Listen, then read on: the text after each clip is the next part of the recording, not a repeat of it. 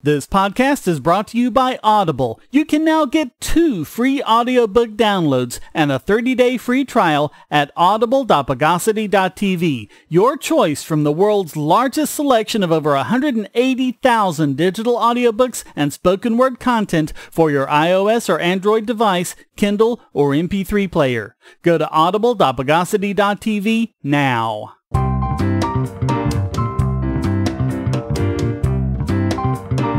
Welcome to the Bogosity podcast for the week of February 26, 2017, the podcast that claims reality as prior art.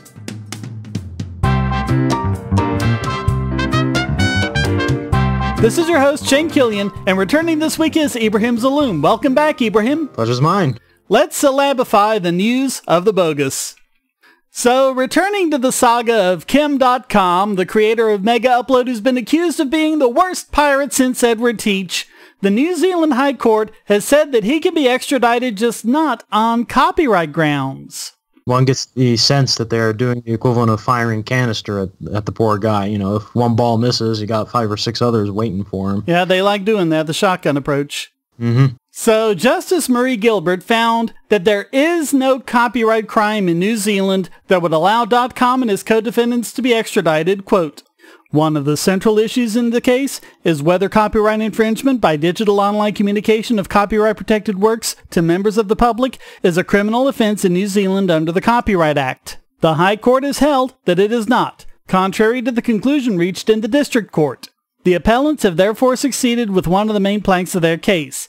And we talked about that before. There's no criminal secondary copyright infringement in either U.S. or New Zealand law. It's not going to stop them from trying. However, Gilbert also found that there were other aspects of the case that Dotcom could be extradited on, such as conspiracy to defraud, but once you take out the copyright issue, where's the fraud? I mean, the claim of fraud is based entirely on the idea that Mega Upload users infringed on copyrights, but it's not a crime to conspire to do something that isn't a crime. So if the court says the copyright part doesn't constitute a crime, how does the conspiracy part? But Shane, you're making a huge mistake when asking that question. You're assuming that the U.S. government gives a shit. But it's not just them, it's this justice. Him too. The legalistic mindset does not tolerate ambiguity or closely related cases. No, they got to find every possible opportunity to try you and convict you where possible. That's why they have 13 charges in the first place instead of just one charge, which would be the main charge, the copyright one. So if that gets dropped, they have another 12 to go, and if another one gets dropped, it's another 11, and it's going to take him years before he can safely escape deportation, Mr. Dotcom here. There's a very good chance in the meantime that he may end up getting extradited on one of those accounts, and then he'll have to face trial in the U.S., and if that happens, I'm not very optimistic about his chances in court around here. Yeah. Well, according to Dotcom, quote, I'm no longer getting extradited for copyright. We won on that. I'm now getting extradited for a law that doesn't even apply. The U.S. Supreme Court has ruled that copyright charges can't be fraud charges. Let's just ignore that minor detail over here in New Zealand. The High Court has accepted that Parliament made a clear and deliberate decision not to criminalize this type of alleged conduct by internet service providers, making them not responsible for the acts of their users. For the court to then permit the same conduct to be categorized as a type of fraud, in our view, disrupts Parliament's clear intent.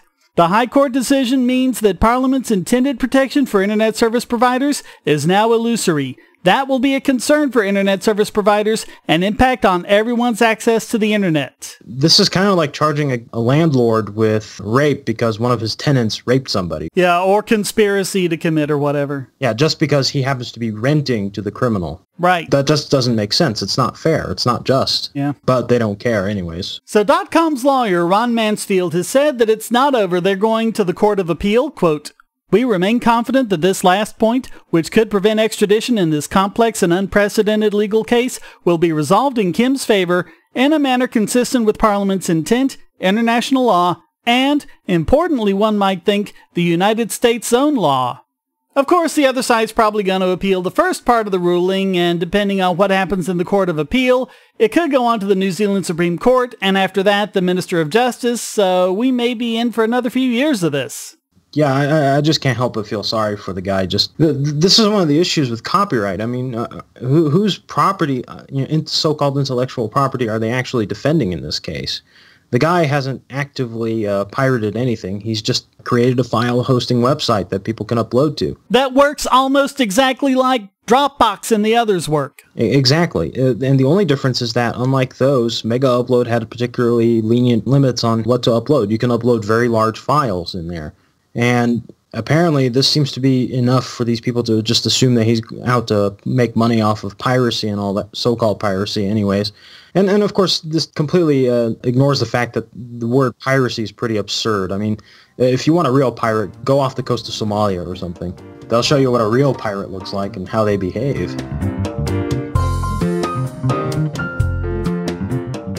Say, if you're tired of the promos in this podcast, well, the patrons got it early and with no ads or promos. Just go to patreon.bogosity.tv and donate at any level. Do you have children or nieces or nephews? Are you homeschooling or just want to counter some of the socialist indoctrination most children get in school? If so, go to bogosity.tv/TuttleTwins and you'll be taken to a website where you can get some great books for elementary age children. The Tuttle Twins books are books about liberty and free market economics that include children's versions of Bastiat's The Law, Leonard Read's I, Pencil, and Hayek's The Road to Serfdom, as well as books about the Federal Reserve and how regulations protect business cronies. They'll learn about the harm caused by eminent domain, or regulations passed in the name of safety, and fundamental concepts of liberty. And as you can see from the sample pages on the website, they're all easy to read and nicely illustrated. They're just $9.99 a piece, or get a special discount as well as free bonuses when you purchase all 5. You can even buy in bulk to donate to schools and local libraries. So get the Tuttle Twins books at bogosity.tv/TuttleTwins. Okay, so while the previous story was about a threat to freedom of speech and basic justice, this one is actually pretty funny. How many of you have been on the immensely popular pirate site mp3toys.xyz? Raise your hand. Not seeing any hands again. Yeah, I've never been there. And you know why? Because it's not immensely popular. In fact, hardly anyone ever goes there. But it is the site with the second most DMCA takedown requests into Google, next to 4 shared, almost 49.5 million URLs. This, despite MP3 Toys being ranked by Alexa as the 25 millionth most popular website. It's basically, from what I can tell, it's an aggregator. It's looking around the internet for other links to give people in response to search terms. And some of the reported infringing links include mp3toys.xyz/h/albums/classical/you've-changed-cassia-cole, or mp3toys.xyz/h/album/classical/you-matter-2-me-kiss, or mp3toys.xyz/h/album/classical/word-up-corn. The problem is, those URLs don't really exist. It's a search engine, and the way it works is it uses that last part of the URL after the last slash as the search term instead of using a get variable like a lot of others do. So, like that last one, you're actually telling it to search for word up corn instead of getting a URL that was specifically created to serve that content. Try it. Type in mp3toys.xyz/h/album/classical/bogosity-is-the-greatest-podcast-ever. And you'll see, you'll get a valid-looking page with a bunch of search results. Wow. They're just auto-generating links based on, whatever that last bit of content is that they know about. Wow. Yeah, I mean, they're like, okay, someone might have a URL word up corn where they have this infringing content, so we'll see if that's there. Hey, look, it's there. Let's send that on to Google as a DMCA takedown request. Wow. Even if there's no evidence whatsoever that anyone else actually went to that URL ever. I mean, it's just dynamically generated. My reaction right now is roughly equivalent to General Washington's reaction when he found out the Continental Army only had enough gunpowder for a handful of shots for each man? Silence. This doesn't make any sense. Why not DMCA Google.com or Yahoo.com or any of the other big search engines? I don't even think a human being looked at these. It's hard to see what the results have to do with the search terms. It doesn't seem like you're really all that likely to find the thing that's actually in the search term. And apparently no effort was made to make sure there even was any infringing content on the page before sending the DMCA request onto Google. But according to the DMCA, Google has to take down each and every one of those URLs, even if they don't exist in any real practical sense. Either the people who enforced the DMCA have sent robots to hack the website for Lord knows what reason, or the person who's sending these notices hates the person who founded the website and just wants to get back at him, so he puts all these DMCA notices No, I think they're actually doing the DMCA thing and going, hey, wow, look at this, there's all these infringing links, and they don't even realize what the site's actually doing. So it's like a more incompetent version of the Manchuria incident where the Japanese blew up a railroad and said the Chinese done it.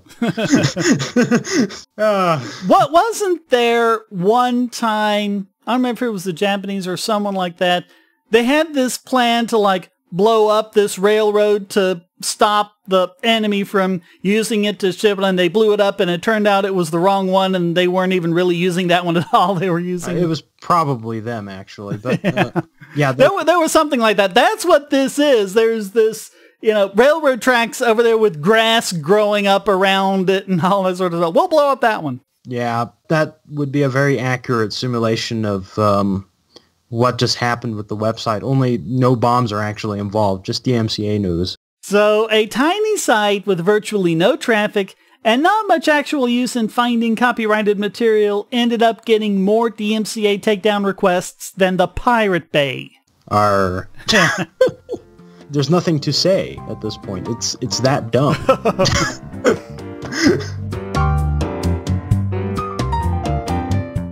If you're on the Wi-Fi in a coffee shop or hotel, anyone on that network can get your traffic. Do you really trust all of those strangers? For that matter, do you really trust your ISP? A VPN can protect you from prying eyes, disguise your location, and even foil government censors. It's essential in this day and age, so go to vpn.bogosity.tv and you'll be taken to BoxPN. Starting at just $2.99 a month, you can get unlimited high-speed connections to VPN servers all over the world, and they don't log connections, so your privacy is assured. Traveling abroad, just VPN home, and don't worry about what those other governments are doing. Back at home, stop your ISP from traffic shaping and messing with the quality internet access you're paying good money for. You can connect from multiple machines at once, including your smartphone or tablet, and it supports all the secure standards, including OpenVPN and SSTP.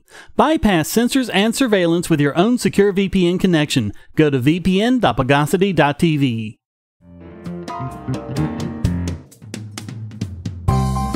So, one thing we libertarians generally don't get from statists is, without government, who would clear the roads? But that's probably because they just didn't get there. I'm sure they would say that if, say, a tree falls across a 4-lane highway, we need government crews to come and clear it away. Except, we don't. At least, travelers on Highway 17 in Santa Cruz, California didn't need them when a tree did fall across the road, blocking all lanes in both directions. Well, that must have held up traffic for a few hours. Well, we'll get into the details. A large fir tree fell as the result of a storm with high winds. That was about 3 in the afternoon. According to traveler Liza Miller, quote, "I was maybe the 7th car back. It took me a while to realize what I was looking at. There was this giant tree across all lanes, and people were jumping out of their cars and running up there. I thought a car was trapped, but people had just begun instinctually clearing the highway. And apparently it started when a man got a 20-inch chainsaw from his vehicle and just began cutting off branches. Others spontaneously got out of their cars to help clear the debris. According to Miller, quote, "Some people brought out brooms and began sweeping. There was this amazing sense of, let's just get it done. We can do this. It was this intense group instinct. Everyone just had this incredible sense of purpose. I've actually read the article, and from what I gather, they were able to do it pretty quickly as well. Yeah, things really got going when a guy with a larger chainsaw started cross-cutting the tree. Volunteers dragged those enormous logs out of the roadway in groups of 10. In about 45 minutes, the southbound lanes were clear. To give you a comparison, it took 2 days. There was a incident where there was a fire in one of the buildings off the road in Midland. It took the council workers over there 2 days to actually do anything about it. Wow. Yeah. I used to drive along the various highways that run east to west in Texas, and they usually have private contractors as well to do the stuff for them. And small stretches of road that should only have taken no more than a week, I'd drive through, and 2 months later, they're still doing the same thing, and it's actually gotten worse, as if it just won't stop. So in light of this, I'm wondering if we can't take these good people from California and bring them over to Texas so that they can renovate the roads for us. Well, actually, that's interesting because looking through the comments, there were a lot of people from Texas who said that that sort of thing happens all the time. Mm-hmm. Yeah. It just doesn't make the news. No, it doesn't. While I haven't seen it myself, I'm sure it's pretty common over there precisely because the government workers over there, or at least the contractors, are practically useless.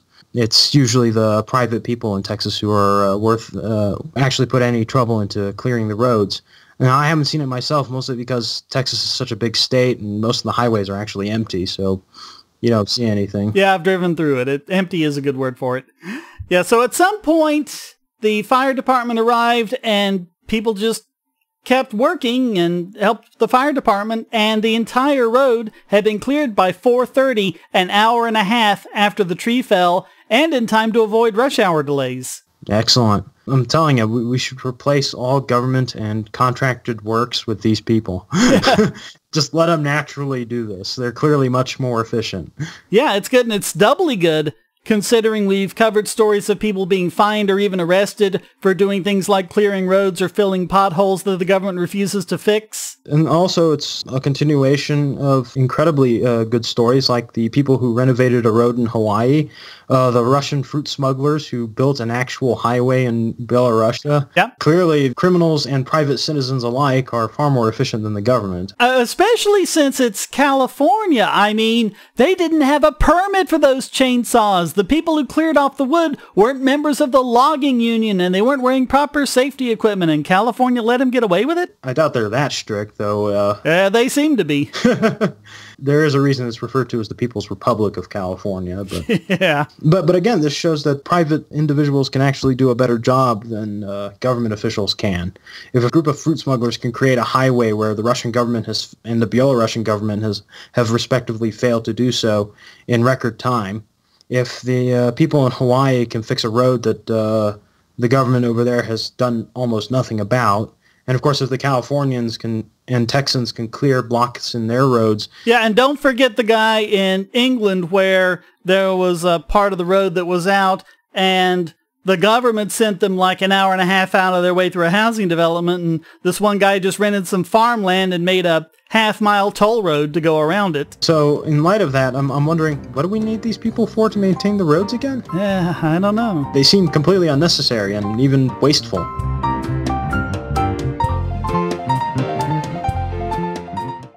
We live in a world where light bulbs connect to the internet, and recent attacks on them prove that your online security is under threat like never before. Not only your websites, but the internet-enabled devices you buy. And the biggest problem is weak passwords. That's why you need LastPass. LastPass allows you to randomly generate strong, unique passwords on the web and on your internet-enabled devices, all protected by one master password. LastPass sets up in minutes and gives you secure automatic logins throughout the web, synchronizing across all your browsers, all your computers, and even your mobile devices, at home, at work, or on the road. It even securely stores sensitive form data, including credit card numbers, backup sensitive documents, software licenses, Wi-Fi logins, and more. And with LastPass Premium, you can get these benefits on other applications, manage passwords for your entire family, and also get priority customer support. Sign up at password.bogosity.tv for a free month of LastPass Premium. Log in securely everywhere using the last password you'll ever have to remember. Go to password.bogosity.tv and get LastPass now. And now it's time to subclassify this week's biggest Bogon emitter. And this week it goes to the Association for Los Angeles Deputy Sheriffs, the labor union for deputies in LA. We've talked about the difficulty in getting the public's right to know about police with criminal histories respected, or even defense attorneys, but now it seems they don't even want that information available to prosecutors. Wait, why? Aren't they supposed to be on the same side or something? You would think, but in California, the criminal and personnel records of the police are basically sealed secrets. They've been able to keep that information secret even from prosecutors. The LA Sheriff's Department put together a list of 300 of its own deputies with records of misconduct. The union has used the courts to stop them from passing those names along to prosecutors. Could it be because it shows that the police labor union is covering up the actions of corrupt and inefficient and incompetent cops? Well, I can't help thinking that if a prosecutor had that list, and he was prosecuting a case involving an officer on that list, he would be duty-bound to pass that information along to the defense so the defense can use it to impeach the officer on the stand, as is absolutely the defendant's right. So it kind of smacks of stopping defense counsels from receiving exculpatory information on purpose. I mean, have they learned nothing from previous high-profile cases where police corruption and police ineptitude have led to the acquittal of guilty people or otherwise the conviction of innocent people? Well, yeah, like there was this one case in Chicago. There was an officer's misconduct resulted in a man being wrongfully convicted of murder. And despite knowing the officer's long history of conduct, the city promoted him to commander. Yeah, and it's not the only example. I mean, there's a very high-profile example, which I'm sure you're aware of police misconduct, which surfaced, and because it had been covered for so long, it led to the acquittal of a certain white Bronco riding defendant. Oh, that's true, yeah. Because the lead police officer in the case was a racist neo-Nazi. Yeah, and the thing is, you got to know about these histories of misconducts and biases and all that in advance. That way, if stuff like that happens, the defense can use it in their favor. But also, if you're trying to hide it, it just makes the thing worse. Because if I recall correctly, in the O.J. Simpson trial, which is what this is referred to, obviously, it took a while for that to surface. And when it surfaced, as I recall correctly, there were initial denials of this. And then the full truth came out, and of course the defense team took advantage of this. Had this been known in advance, the police department would have assigned another detective, and then they would have a more airtight case. So it hurts the policeman as much as it does the defendant, in my opinion. And in the end, everybody ends up losing in the justice system because there's no justice being delivered. Everybody gets wronged on some level. Yeah, and a lot of the evidence was from a recording he made with a reporter in North Carolina, my home state, and so the defense team had to come over here to North Carolina to try to, and it was a big fight just to get their hands on this tape with all of this evidence that would impeach this horrible racist police officer. Yeah, I suspect it isn't so much that he was a racist as much as it was the mess that it took to get this evidence that ended up swaying the jury in favor of the defense. Yeah, I don't think it was just that, but that was definitely part of it. I mean, Mark Furman, the prosecution relied so much on Mark Furman, and that was a mistake. Yeah. So, like I said, had this been public knowledge in advance, the prosecution might have done something about it. Right. They would have known maybe not even to put him on the stand. And that's the main point I'm making. Not only does it hurt defendants because they don't know what's going to happen, you can end up jeopardizing an otherwise well-supported case. Now, I'm not going to say that O.J. Simpson was guilty or not. The jury has spoken on that subject. It was definitely not otherwise well-supported. Yeah. They didn't have as much as they claimed they had. Exactly. But at the same time, the lack of accountability in this respect did them more harm than good. Yeah. But the union claims that doing so would, quote, draw unfair scrutiny on deputies whose mistakes might have happened long ago.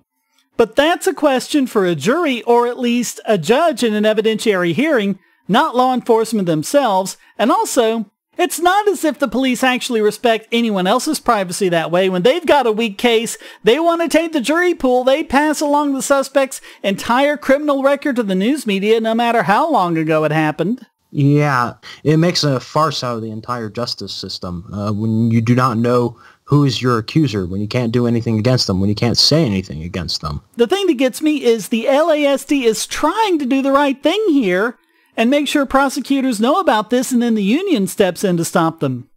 Yeah, and that highlights what happens when unions become affected by government money. And this is a public sector union anyway. Yeah.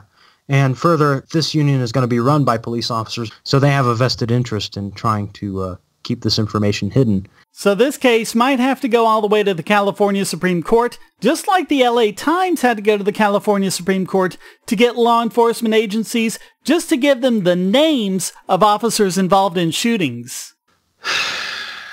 The fact that it has to go to the California Supreme Court tells us that there's something horribly wrong with the justice system over there. So all of that makes the Association for Los Angeles Deputy Sheriffs this week's biggest Bogon emitter. Bogosity.tv gives you great ways to shop at Amazon. Clear your cookies and go to amazon.bogosity.tv and you won't pay a penny more for your purchase. Or go to prime.bogosity.tv for a 30-day free trial of Amazon Prime and enjoy thousands of movies and TV episodes, borrowed Kindle books, and get unlimited 2-day shipping for free. And speaking of Kindle, go to kindle.bogosity.tv for a 30-day free trial to Kindle Unlimited. Read over 1 million books and listen to thousands of audiobooks on any device. Or go to home.bogosity.tv to try Amazon Home Services. Over 1,000 different services from quality hand-picked pros, from house cleaning to equipment and furniture assembly, plumbing, electrical, painting, and other handyman services, all backed by Amazon's happiness guarantee. And as always, check the right-hand side of the podcast page for special Amazon deals.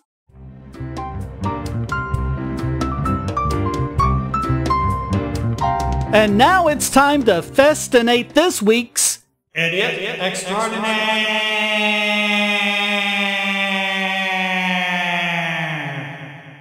Last week we brought you the story of a NASA scientist who was detained at the border until he unlocked his government-issued phone, which U.S. Customs and Border Protection didn't have clearance to look at. All your mobile phones belong to me. Senator Ron Wyden is pointing out what should have been obvious a long time ago. Actions like that make us less safe because it distracts CBP from focusing on actual threats, as Chris pointed out last week, but I think I might have edited out. Sorry about that, Chris.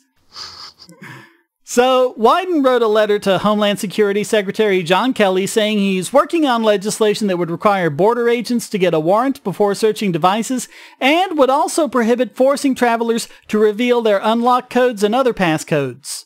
Quote, "These reports are deeply troubling, particularly in light of your recent comments suggesting that CBP might begin demanding social media passwords from visitors to the United States. With those passwords, CBP may then be able to log into accounts and access data that they would otherwise only be able to get from internet companies with a warrant. Circumventing the normal protections for such private information is simply unacceptable." So, to translate the proposal of the geniuses who just won the Idiot Extraordinaire, all your passwords belong to us, and your rights mean nothing to us. Mine are encrypted in LastPass. Good luck with that. What's your Facebook password? I have no idea. They can't force me to tell them something I don't know. Wyden wants constitutional protections to apply everywhere, whereas it currently doesn't within 100 miles of a land or coastal border, sometimes called the Constitution-Free Zone, and that covers about 2/3 of the U.S. population. His legislation would stop random, arbitrary stops and searches and respect the Fourth and Fifth Amendments even in these border zones. Quote, "These digital dragnet border search practices weaken our national and economic security. Indiscriminate digital searches distract CBP from its core mission and needlessly divert agency resources away from those who truly threaten our nation." I frankly find it highly questionable that there is a 100-mile zone beyond the border where there is no constitutional right applied.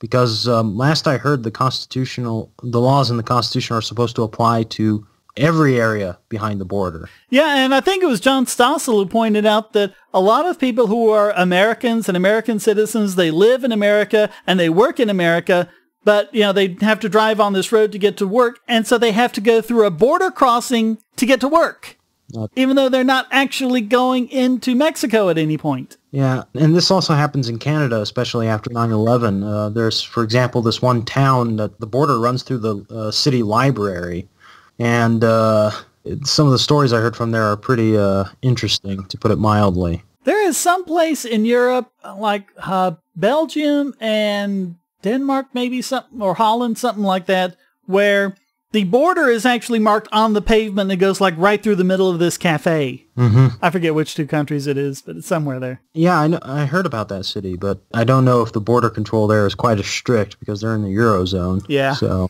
But CBP is still claiming basically carte blanche to search whatever, whenever. Wyden is calling them on it and asking them 5 questions. 1. What legal authority permits CBP to ask for or demand as a condition of entry that a U.S. person disclose their social media or email account password? 2. How is CBP use of a traveler's password to gain access to data stored in the cloud consistent with the Computer Fraud and Abuse Act? 3. What legal authority permits CBP to ask for or demand as a condition of entry that a U.S. person turn over their device PIN or password to gain access to encrypted data? How are such demands consistent with the Fifth Amendment? 4. How many times in each calendar year, 2012 through 2016, did CBP personnel ask for or demand as a condition of entry that a U.S. person disclose a smartphone or computer password or otherwise provide access to a locked smartphone or computer? How many times has this occurred since January 20, 2017? 5. How many times in each calendar year, 2012 to 2016, did CBP personnel ask for or demand as a condition of entry that a U.S. person disclose a social media or email account password or otherwise provide CBP personnel access to data stored in an online account? How many times has this occurred since January 20, 2017? And for all 5 questions, the CBP will answer, "We don't care." Well, we'll see if he gets any answers or if his legislation goes anywhere. Hopefully it does. Yeah, those are actually very good questions, and they pretty much strike at the very heart of the idea of border control as currently proposed by the CBP and ultimately the Department of Homeland Security. And hopefully, if he does get anywhere with this, and unfortunately with the Trump presidency, I doubt it will, but if he does go through with this and is successful, it should hopefully at least begin to reverse some of the damage done by the creation and administration of the Department of Homeland Security and all associated agencies such as the CBP, the TSA, and so forth. But either way, by engaging in this unbelievable distraction that actually goes against their stated purpose of making us safer, U.S. Customs and Border Protection takes this week's Idiot Extraordinaire.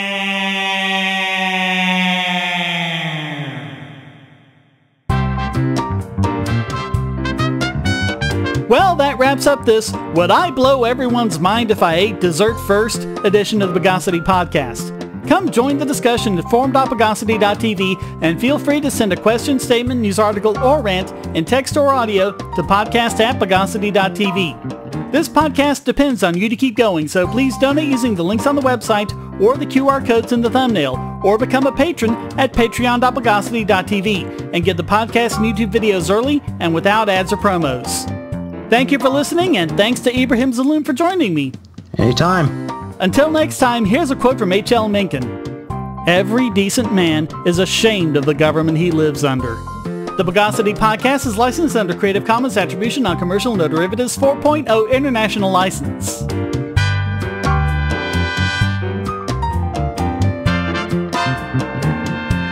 Bogosity.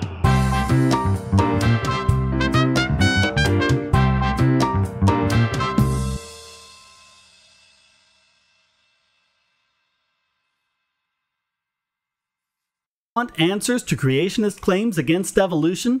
Would you like to know more about evolution yourself, or even engage creationists more directly, with actual peer-reviewed sources to back you up?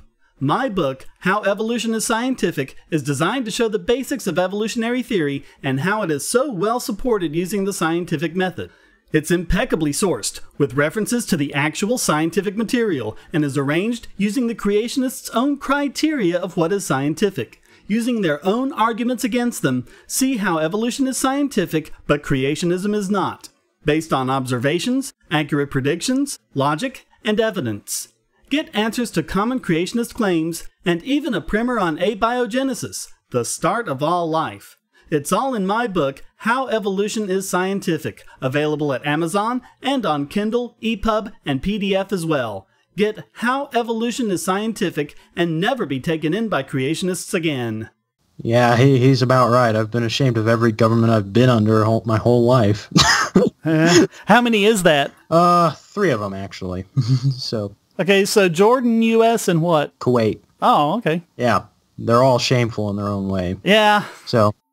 It kind of reminds me of when that one reporter asked Gary Johnson who his favorite world leader was and actually thought it was bad that he couldn't answer. It's like, we're libertarians. We don't like world leaders. The way I describe the 3 governments, Kuwait is a very corrupt and vile government with the laziest bureaucrats imaginable. Jordan has an okay executive, but everything else is a complete mess. And America, well, America's America. You already know the problem with that one. Yeah. So all 3 governments inspire shame on some great level. And of course, in the Arab world, both governments are, the Jordanian and Kuwaiti ones are both pretty corrupt. Jordan's one of the more honest ones and still more corrupt than most European countries. Yeah. Even in Eastern Europe, if you can believe that. Wow. Yeah.